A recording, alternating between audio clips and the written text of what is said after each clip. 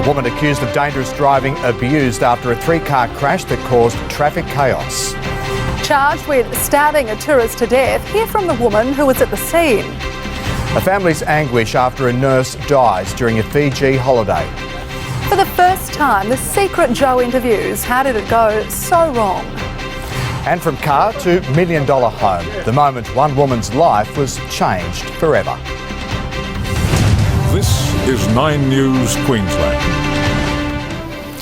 Good evening. We start with dramatic video on the Bruce Highway where a three-car crash has caused traffic chaos. One of the drivers involved was abused by witnesses even before police arrived. The whole scene caught on camera.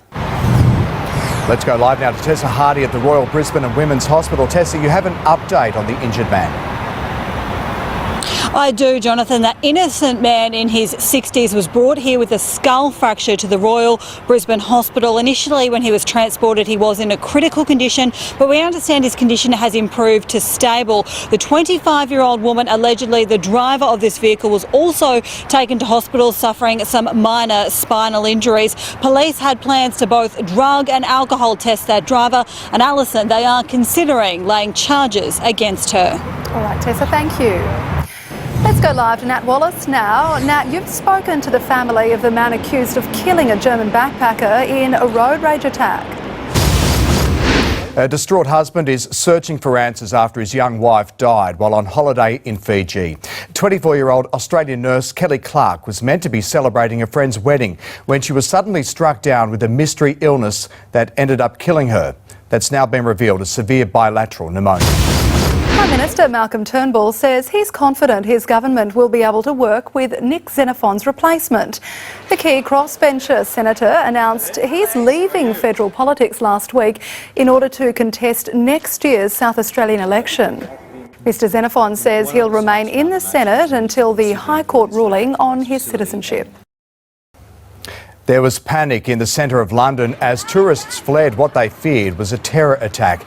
A car had ploughed into pedestrians outside the city's Natural History Museum, injuring 11 people.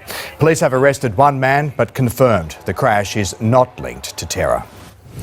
A woman has been arrested after she tried to climb the gates of Buckingham Palace. Crowds gathered as police pulled the woman from the railings before escorting her away from the landmark. People across Las Vegas have gathered for a prayer walk to remember those killed in this week's mass shooting. The group marched to City Hall where US Vice President Mike Pence spoke at a special service. Family members of one of the victims have asked a court to freeze killer Stephen Paddock's assets so they can pursue lawsuits. After the break, a day of horror. The Salt Creek backpackers tell for the first time how they survived. People forced to run for their lives as a massive fireball explodes at a petrol station. The never-seen-before interviews with Sir Joh as his political empire began to crumble. And another cryptic tweet from Donald Trump directed at North Korea. What's he got in store now?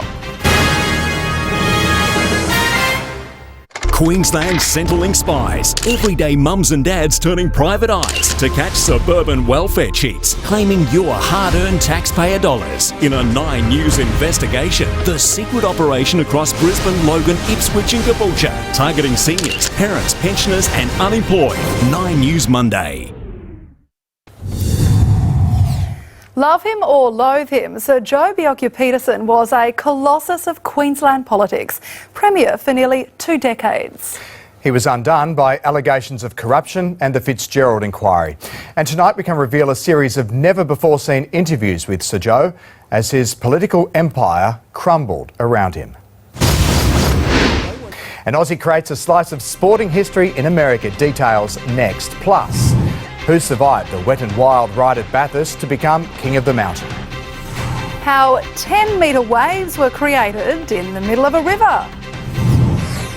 And a little bit of rain and the odd thunderstorm in the forecast. All the details with the full weather report coming up soon.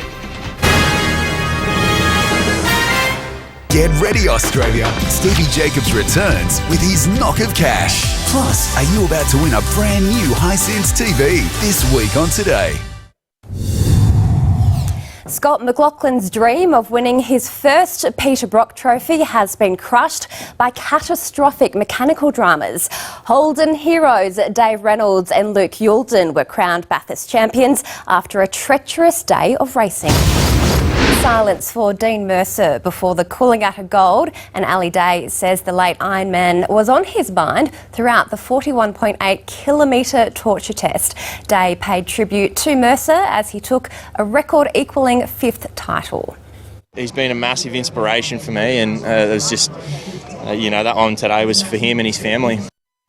Women's champion Courtney Hancock made it back-to-back wins as she claimed the gold for a 3rd time.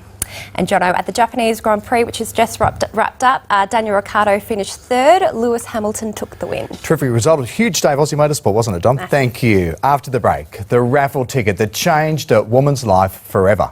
And Luke Bradnam has all the weather information for us. Luke, it's going to be really hot tomorrow.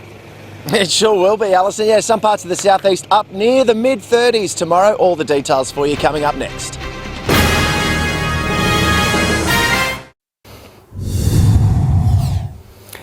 $15 might not be able to get you much these days, but it's made one lucky southeast Queensland woman an instant millionaire. Just days ago, she had nowhere to call home until a lottery ticket turned her fortunes around. 30,000 people have flocked to view a spectacular natural phenomenon in China, where the moon's gravitational pull causes a wall of water to race up a river. The backflow tidal bore caused waves of more than 10 metres as spectators on the banks of the river watched in awe. After crashing into the levee, it turned back around and ran for over 3 kilometres. Luke joins us again now with the weather details. And Luke, despite the cloud, it turned out to be a pretty good day. Yeah, it sure did, Alison. No rain around the southeast today, and the sun poked its head out for quite a while as well. In fact, you needed 30 plus if you were down the beach today. It was a cracking day. This is how it looked down here in Surfers Paradise. The wind dropped right off, so we had really glassy conditions, and the swell picked up a little bit as well. If you're lucky enough to have tomorrow off, good and bad news. The good news is the swell's going to hang in there. The bad news is the winds will kick in, so make the most of the early morning if you're heading down there. Thanks, Luke. Thanks, Luke, and that's 9 News this Sunday. Thanks for your company. You can find more on our website, 9news.com.au. The block is up next. We hope you have a great night. Good night.